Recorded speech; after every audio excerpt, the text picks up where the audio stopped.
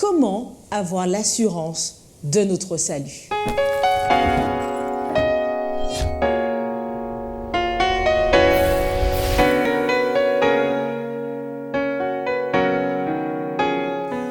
Bienvenue chers amis dans votre émission Autrement dit. C'est un plaisir pour moi de vous retrouver en compagnie de Bruno et d'Eddie Michel. Bienvenue à vous deux. Merci. Nous poursuivons l'étude autour de l'épître de Romains écrit par Paul. Nous vous rappelons que cet épître se trouve dans le Nouveau Testament de la Bible et nous allons nous attarder cette semaine sur le chapitre 8 essentiellement. Nous prenons la même pédagogie que les autres fois, à savoir de décortiquer partie par partie les éléments du chapitre. Alors c'est vrai que nous sommes vraiment dans une réflexion sur comment vaincre le péché, quelle est la place de Jésus, quel est le sens de la mort de Jésus, quel est le sens de sa résurrection. Voilà, nous sommes en train de brosser ce tableau depuis les 3 derniers chapitres, voire depuis le début du livre de Romains et des autres écrits de Paul. Et précisément, cette semaine, par rapport au verset 1, est-ce que quand nous sommes en Christ, nous sommes exempts de tout jugement? Dans la lumière de ce qu'il dit, où il dit, prenons ensemble, il n'y a donc maintenant aucune condamnation pour ceux qui sont en Jésus-Christ. Eh bien, lorsque nous lisons Romains chapitre 5 et le verset 1, Paul disait déjà, « Ainsi donc justifiés par la foi, nous sommes en paix avec Dieu par notre Seigneur Jésus-Christ. » À partir du moment où nous étions, et on a bien compris qu'on est pécheur, on est un pécheur, je suis un pécheur. Mais Dieu fait quelque chose d'extraordinaire. Il m'offre la possibilité de ne plus l'être. Il m'offre la possibilité de retrouver une relation d'intimité avec lui. Il m'offre une perspective d'avenir. Ça, c'est le cadeau que Dieu a réalisé en la personne de Jésus. Eh bien, lorsque moi, j'accepte, j'accueille, je dis ok, j'adhère, j'y crois, j'accepte ce que Jésus a fait, eh bien, la relation avec lui, elle est retrouvée. Il n'y a plus aucune condamnation. Et déjà, Jésus le disait dans l'Évangile selon Jean. Il le disait, mais celui qui croit en moi ne passe point en jugement. Oui, parce que Jésus est la solution par rapport au péché. C'est pourquoi quand tu disais dans l'introduction tout à l'heure, oui, nous essayons de voir comment on lutte, on remportait la victoire sur le péché. En fait, c'est Jésus qui remporte la victoire sur le péché et il nous permet sa victoire devient la mienne à partir du moment où je l'accueille et que je marche maintenant dans une relation, dans une intimité. C'est comme si, en fait, on s'était mariés tous les deux, Jésus et moi, et alors nous apprenons à nous connaître, nous apprenons à dépendre l'un de l'autre, et moi j'apprends fortement à dépendre de lui, à le laisser guider ma vie. Eh bien, alors, dans cette intimité, il n'y a plus de condamnation. On voit bien que Jésus est une personne centrale dans C'est la personne centrale. Voilà, oui. La personne centrale. Et on entend bien cette adhésion qu'il faut avoir avec lui, puisque tu as parlé même de mariage, dans lequel tu es marié avec Jésus. Alors, quelqu'un qui nous écoute, qui tombe sur l'émission comme ça, se dit, mais comment ce Jésus-là, comment rentrer dans ce mariage, comment avoir cette adhésion, comment avoir cette unité de vie avec Jésus, comment concrétiser ça? La chose a l'air tellement philosophique. Donc, comment les choses peuvent se faire au quotidien dans notre vie, ça se matérialise? Oui, tout à fait. Effectivement, quand nous lisons le texte de Romains 8, verset 1, qui dit « Il n'y a donc maintenant aucune condamnation pour ceux qui sont en Jésus-Christ. » Autrement dit, qu'est-ce que ça veut dire ce « en Jésus-Christ » ou qu'est-ce que ça veut dire être marié à Jésus? Il y a un autre texte dans la Bible qui dit « Celui qui a Jésus a la vie. Celui qui a le Fils a la vie. » Et souvent, effectivement, ça c'est un autre verset que nous entendons, nous pouvons comprendre ça intellectuellement, mais qu'est-ce que ça veut dire avoir le Christ? Qu'est-ce que ça veut dire être en Christ? Et nous pouvons comprendre ça de la façon négative. Souvent, quand par exemple, on rencontre une femme ou bien une mère et qui justement a des soucis, soit avec son fils ou bien la femme qui a des soucis avec son époux, ne me parle pas de tel, je n'ai plus de mari. Ça ne veut pas dire que la personne soit morte, que ce mari soit mort, mais quand il dit qu'elle n'a plus de mari, ça veut dire qu'en fait qu'elle n'a plus de relation avec cette personne. De la même manière, la mère qui dit « Ah, je n'ai plus d'enfant qu'on appelle un tel », ça ne veut pas dire qu'il est mort, mais ça veut dire qu'elle n'a plus de relation. Autrement dit, ça veut dire que quand on nous dit être en Jésus-Christ ou bien avoir le Christ, c'est avoir une relation avec le Christ. Et c'est là que nous comprenons ce que ça veut dire avoir le Christ ou bien être en Christ. Qui veut dire que ce qui fait la différence, ce n'est pas de dire je crois en Jésus-Christ ou j'aime Jésus. Non, ce qui fait la différence, c'est la relation que nous entretenons avec le Christ qui fait la différence en fait. Donc du coup, c'est ce qui fait que nous sommes plus condamnés, nous sommes plus sous le joug du péché, en somme. C'est ce que tu voulais dire, Eddy. Oui, tout à fait.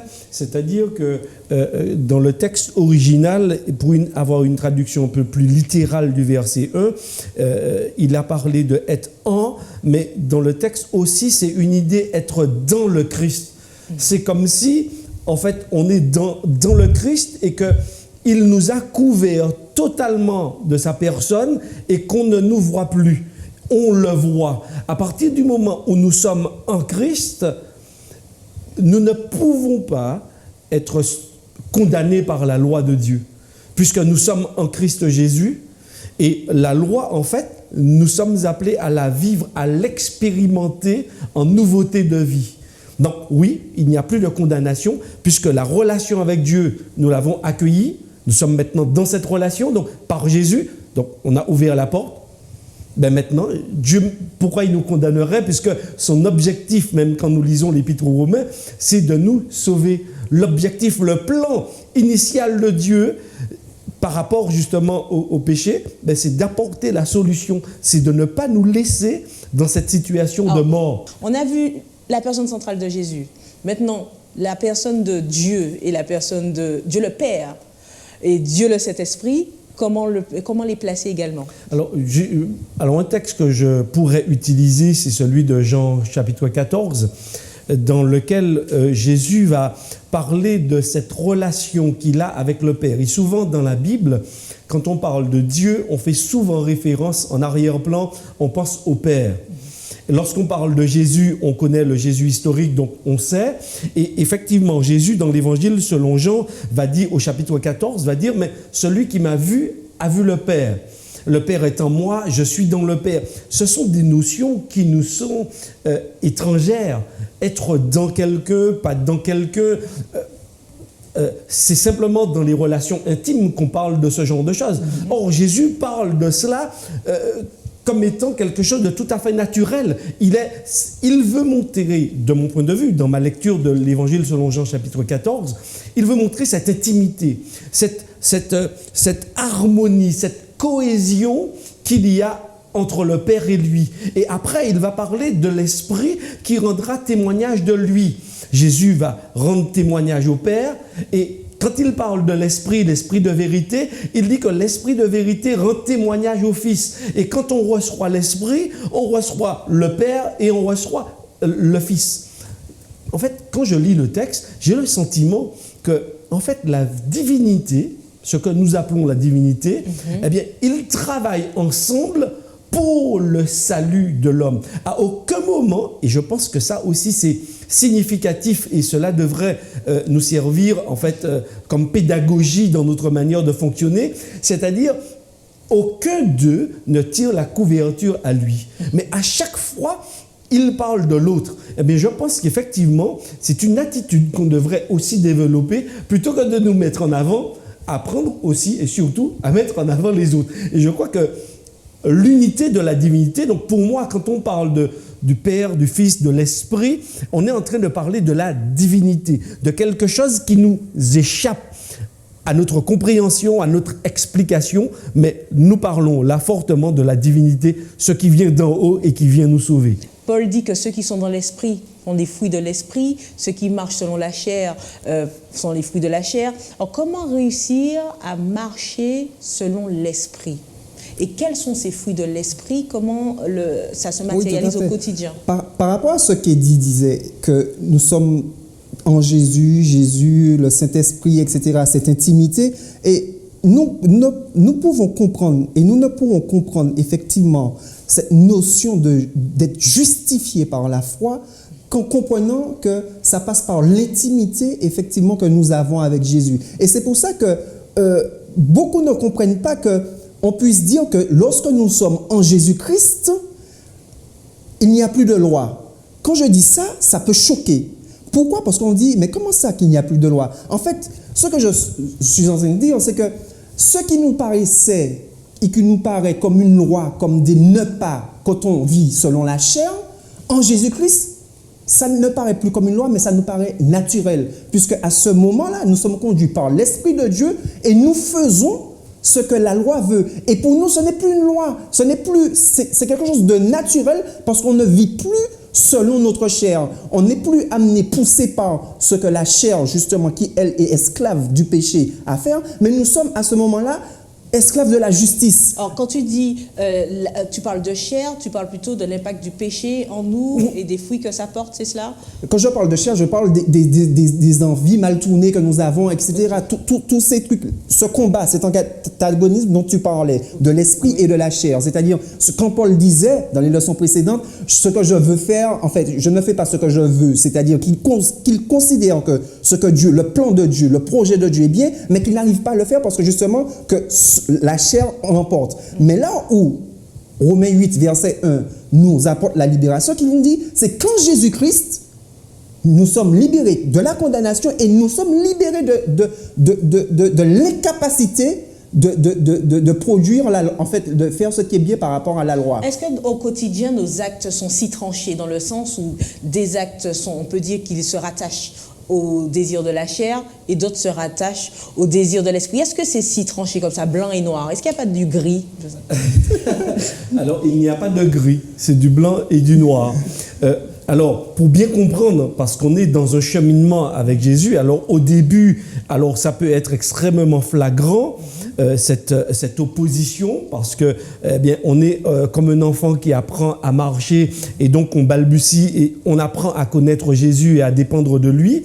Donc oui, c'est un peu comme Pierre qui à un moment donné, eh bien, dans l'évangile selon Matthieu chapitre 16, reconnaît Jésus comme étant le Messie et quelques heures après, eh bien, Jésus lui dira « Arrière de moi, Satan », par rapport à ce qu'il était en train d'insuffler comme orientation à Jésus. Jésus reconnaît que l'adversaire va l'utiliser pour aller dans un certain sens. Donc, on voit bien que, oui, c'est possible d'être comme ça, entre les mains, soit dans la direction de Dieu ou malheureusement, eh bien, dans la direction du péché.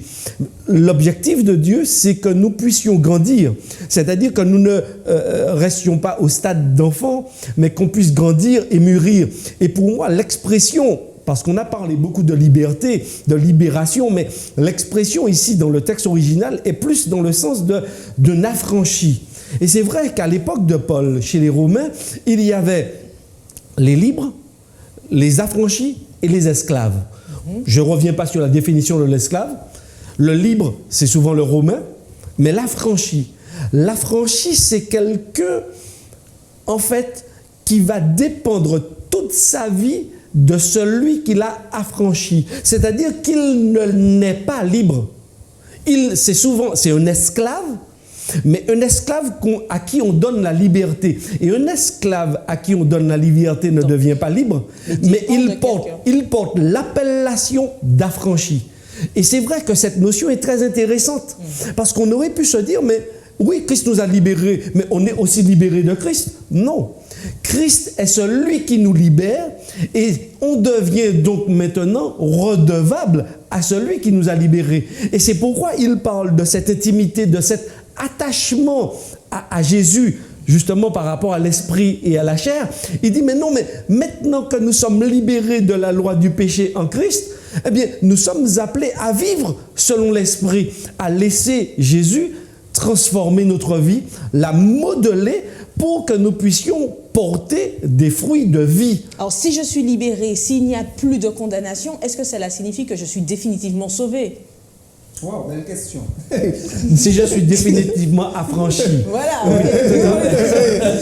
Très belle question. Mais être affranchi ne veut pas dire que quelqu'un ne peut pas t'emprisonner après. Non, mais c'est tout à fait ça. Être affranchi, ça ne veut pas dire que justement que quelqu'un ne peut pas justement te remettre sous les fers. Non, justement. Le fait de pouvoir rester définitivement affranchi, ça veut dire que nous sommes définitivement liés à Jésus, ce que nous disions au début de l'émission. Qui veut dire que nous disions que la notion de liberté, la notion de foi, la notion de victoire est liée au fait que nous ayons une intimité avec Jésus. Et à partir du moment, je vais vous dire ça autrement, qu'est-ce que le péché? Souvent, nous pensons que le péché, c'est faire un acte délictueux, un acte mauvais. En fait, le péché, c'est quoi? C'est être séparé de Dieu. Et du fait que nous soyons séparés de Dieu, nous sommes dans le péché et nous allons avoir les conséquences du péché, tout ce qui est mauvais. Maintenant, pour être libérés justement de cette emprise de la chair, de cette emprise du péché, il nous faut retrouver ce que nous avions perdu, c'est-à-dire l'intimité que nous avions avec Jésus, retrouver notre liberté. Et tant que nous maintiendrons cette intimité avec Jésus, nous resterons affranchis et nous resterons sauvés. Alors, je mets cela en parallèle avec le verset où on parle d'être sous l'emprise de l'esprit et encore sous l'emprise de la chair, mais 5 et 6. Alors, je voudrais qu'on soit pratique. Nous sommes dans une société qui va vite. Oui. Notre esprit est accaparé 24 heures sur 24 si on ne regarde pas de nos yeux un événement, une émission, un téléfilm. Il y a sûrement une musique qui passe par là, une discussion et autres. On a toujours des projets à droite et à gauche, une préoccupation. Comment être sous l'emprise constante du Saint-Esprit au quotidien? Comment réussir? Je suis complètement d'accord avec toi. Rien dans cette vie, dans l'actualité, nous pousse à tourner nos regards vers Dieu. Rien ne nous donne cette envie de nous rapprocher de Dieu. Et c'est pour cela que l'apôtre Paul parle du combat de la foi. Mais souvent, nous faisons un mauvais combat. Nous faisons pas un combat. Nous menons pas le bon combat de la foi, nous menons le combat des œuvres. Ce qui fait que souvent nous essayons de nous justifier ou bien de nous rendre justes aux yeux de Dieu, alors que justement le vrai combat, c'est celui que tu disais, c'est de mener le combat de garder la relation avec Dieu, de se tourner vers Dieu, parce que rien dans cette société, rien dans la vie ne nous donne cette envie d'aller vers Dieu. Et le combat en tant que chrétien, que tous nous devons mener, c'est de rechercher la communion, de rechercher la connexion avec Dieu. C'est de rechercher à avoir cette relation avec Dieu. Et quand nous allons comprendre que c'est ce combat que nous devons mener, nous n'allons plus mener le mauvais combat, c'est-à-dire d'essayer d'être sauvés par les œuvres. Mais parce que nous aurons compris que le combat, c'est de garder la relation avec Jésus, de regarder... Mais elle se traduit comment? C'est ça, c'est qu'on parle de manière, c'est pas philosophique, mais on parle avec des concepts. Mais comment cela se traduit au quotidien concrètement? Qu'est-ce qu'une personne qui doit être connectée, qui doit être mariée à Jésus, qui doit être connectée à l'esprit, doit vivre au quotidien? Quelle place, comment la place de Dieu se matérialise? Je laisse d'y répondre et après je vais te donner des... Tu sais, on a besoin de comprendre un certain nombre de choses intellectuellement pour qu'à partir du moment où ces choses sont comprises, on puisse les vivre. Exactement. Et il faut des deux. Il faut du vécu. Le vécu nous permet aussi de mieux les approfondir et vice-versa. Mais je me permets, moi, de reprendre un tout petit peu le verset 3 et 4, parce que là, pour moi, c'est le socle même sur lequel se construit cette nouvelle vie en Christ. En fait, Paul dira, ce qui était impossible, c'est-à-dire Dieu nous a libérés, mais comment il le fait? Il dit que la loi ne pouvait pas nous sauver. D'accord? Ce qui était impossible à la loi, car la chair l'avouait à l'impuissance, Dieu l'a fait. Dieu a fait. Dieu nous a libérés. Dieu a rendu la chose possible. Comment? En envoyant, son propre Fils dans la condition de notre chair de péché, en sacrifice pour le péché, il a condamné le péché dans la chair, afin que la justice exigée par la loi soit accomplie en nous qui ne marchons pas sous l'empire de la chair, mais de l'esprit. Qu'est-ce que Paul est en train de dire? Paul est en train de dire que Dieu, ce qui était impossible avant, ce qui est impossible en l'observation de la loi, Dieu le fait, c'est-à-dire il reporte la victoire. Parce que Jésus, il nous a dit, Jésus est venu dans une chair semblable à la nôtre, d'accord, une chair semblable à celle du péché. Il a condamné, donc Dieu a condamné le péché, donc le péché est condamné dans la chair, mais pour quoi faire? Pour que la justice exigée par la loi soit accomplie. C'est-à-dire pour que le projet de Dieu puisse se réaliser. Ça veut dire que ce que j'expliquais précédemment lors des études, c'est que Dieu a un projet pour moi. Dieu a un projet pour chacun de nous. Ce que je dois comprendre, c'est que par mes propres moyens, je ne peux pas y arriver. Mais j'ai besoin, ce que Dieu a besoin, c'est que j'abdique, que je le laisse faire. Tu parlais de concrètement, comment faire? Eh bien, lorsque je me réveille chaque matin, et ça va se poursuivre tout au long de la journée, eh bien, je dois abdiquer. À chaque moment, je dis à Dieu, je sais que tu m'aimes. Maintenant, face à cette orientation, qu'est-ce que je dois faire?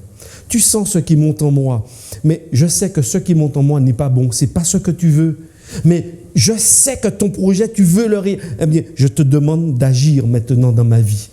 Lorsque nous parlons à Dieu comme cela, nous voyons concrètement dans notre existence le résultat de ce dialogue avec Dieu. On le voit. Moi, je ne peux pas l'expliquer avec des documents, je ne peux pas l'expliquer avec des formules, mais je le vis, je l'expérimente.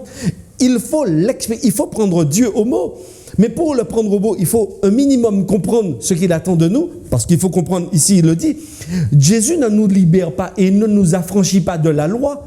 Non, au contraire, il nous affranchit de la condition du péché dans laquelle nous sommes pour que la justice de la loi soit accomplie. C'est-à-dire que le projet de Dieu va maintenant s'accomplir dans notre vie parce que nous ne choisissons plus de demeurer sous le règne du péché, mais nous choisissons maintenant de vivre sous le règne de Dieu, sous le règne de la paix, de l'amour, guidé par son esprit. Alors pourquoi, avec tout ce qui est offert en Christ, ou tout ce qui est décliné ici, nous sommes aussi loin, nous paraissons, ou le monde paraît aussi loin de la volonté de Dieu?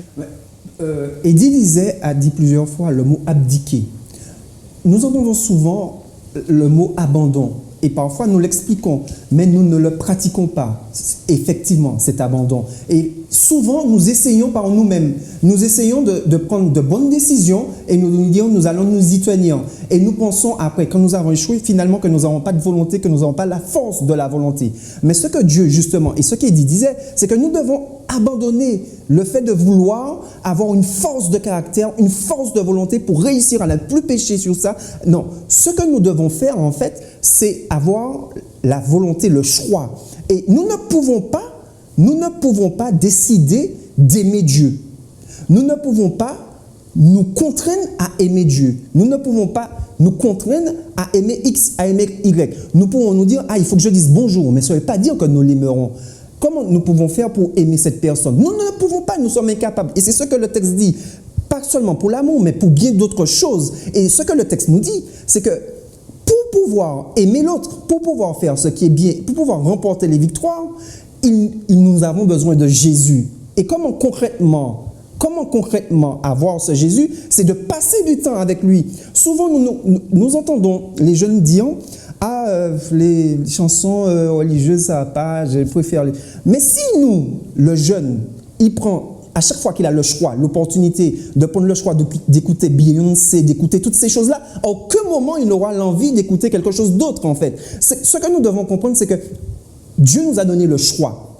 Et nous devons prendre le choix par rapport à ce que Dieu met devant nous, devant la vie. Nous devons faire des choix. Nous n'allons pas pouvoir nous conditionner. Nous sommes, le texte le dit. C'est un choix au quotidien de tout ce que l'on entend, de tout ce qu'on fait. C'est un choix, exactement. À chaque mange, tout ce qui rentre. Exactement. Et nous le comprenons mieux quand nous sommes à l'école ou bien quand nous sommes au travail. Quand nous, par exemple, si je passe du temps avec Eddie durant la journée, j'ai commencé à apprendre certaines mimiques d'Eddie, j'ai commencé à parler comme Eddie, certaines expressions qu'Eddie... C'est déjà fait.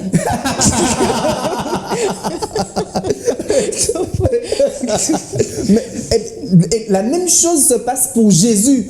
Plus nous allons passer du temps avec Jésus, plus nous allons passer du temps avec l'Esprit, et mieux l'Esprit va travailler en nous. C'est quelque chose de logique que nous comprenons peut-être tous, mais que nous n'appliquons pas. Alors c'est vrai que Paul explique un peu tout ce processus et dans la chute au verset 15, à partir du verset 15 et après 16, 17, il fait mention par rapport, si on est par l'esprit, on vit par l'esprit, mais il mentionne une crainte en quelque sorte. Si on lit, ça dit, alors, et vous, n'ayez point reçu un esprit de servitude pour être encore dans la crainte, mais vous avez reçu un esprit d'adoption par lequel nous crions Abba Père. Mais de quelle crainte s'agit-il? Pourquoi il fait cette nuance à ce moment? C'est-à-dire qu'on peut constamment être ballotté entre le fait, et tu avais posé précédemment la question, est-ce qu'on est sauvé, est-ce qu'on n'est pas sauvé, est-ce qu'on est toujours sauvé? Je crois qu'à partir du moment où nous sommes conscients, parce qu'on prend conscience de la relation, du lien qui se tisse entre Jésus et nous. On prend conscience de cela et il se développe à partir du moment où je m'investis dans la relation. Eh bien, plus je m'investis dans la relation et plus Dieu me communique des certitudes concernant le salut, concernant mon avenir. C'est-à-dire qu'il y a des craintes que j'avais par rapport à la mort, par rapport au rejet de Dieu, par rapport à la non-réussite. Mais, eh bien, toutes ces choses-là deviennent des certitudes. Et je n'ai plus peur d'être au chômage, de manquer de faim, de soif, etc., de manquer de nourriture. En fait, tout cela disparaît pour entrer dans une dépendance totale dans ma relation avec Dieu, parce que je sais fondamentalement que Dieu m'aime. Si je sais qu'il m'aime, je sais que... On a toujours envie de savoir vraiment si Dieu a pardonné. On a toujours envie de savoir si on sera sauvé. Mais comment avoir... En fait, il n'y a pas de certitude, on le ressent. Comment ça se fait? Il y a des certitudes. Ce n'est pas seulement un ressenti, il y a la certitude. La certitude, c'est la parole de Dieu. Je l'ai dit précédemment, le projet, ce dont parle Paul, c'est-à-dire du salut offert par Dieu à tous les hommes, ce projet de Dieu, du don de ce salut aux hommes et qu'il l'accueille simplement en ouvrant les bras. C'est un salut qui commence dès le livre de la Genèse. Juste après la chute, Dieu a ouvert le projet et a présenté le projet par grâce. Maintenant, malheureusement, les hommes l'ont tortillé, ont changé le sens, l'ont modifié. Ce sont des hommes qui l'ont modifié, mais pas Dieu. C'est-à-dire que quand Paul parle, Paul, en se référant à la loi et au témoignage, en faisant référence à la loi, aux écrits, aux prophètes, etc., il va bien montrer que dans toute cette histoire, Dieu n'a jamais changé. Dieu est demeuré le même. Si Dieu demeure le même, alors je dois pouvoir m'appuyer, croire à sa parole, et lorsqu'il me dit qu'il m'a pardonné, eh bien, j'entre dans cette dynamique avec lui. Et c'est pourquoi il y a un équilibre. Je sais très bien que je ne demeure plus dans le péché, mais que je me laisse conduire, j'abdique pour qu'il me conduise sur son chemin. Et sur son chemin, je n'ai rien à craindre. Un mot de la fin, Bruno. C'est vrai que l'émission arrive à son terme. Oui, donc je vais juste dire qu'effectivement, que nous pouvons avoir la conviction que nous sommes sauvés chaque jour. Parce que les seuls péchés qui ne sont pas pardonnés, ce sont les péchés qui ne sont pas confessés. Les péchés pour lesquels nous n'avons pas demandé pardon. Donc chaque jour, nous pouvons avoir la certitude, en allant à notre Père, que nous sommes sauvés. Et du coup, désolé, ça suscite une question. Est-ce que cela signifie que si nous n'avons pas demandé pardon, ça enlève de sur quoi le fait d'être sauvé? Dans la relation avec Dieu, il met en lumière tout ce qui doit l'être dans notre vie. Osons faire confiance à Dieu. Osons croire que Dieu nous vaut du bien et qu'il ne fera que le meilleur dans notre existence. Et Dieu, si je suis sincère avec lui, il ne laissera jamais rien de caché. Il la mettra en lumière pour que je puisse venir abdiquer, pour que je puisse venir me confesser devant lui, et il m'accueillera. Et il continuera à m'accueillir les bras ouverts pour me lancer dans la vie, dans la joie, avec la certitude pour que je sois un témoin de son amour et de sa transformation. Merci Eddie Michel, merci Bruno, cette minute en plus était nécessaire. Merci à vous de nous avoir suivis. Nous vous donnons rendez-vous un prochain Autrement dit.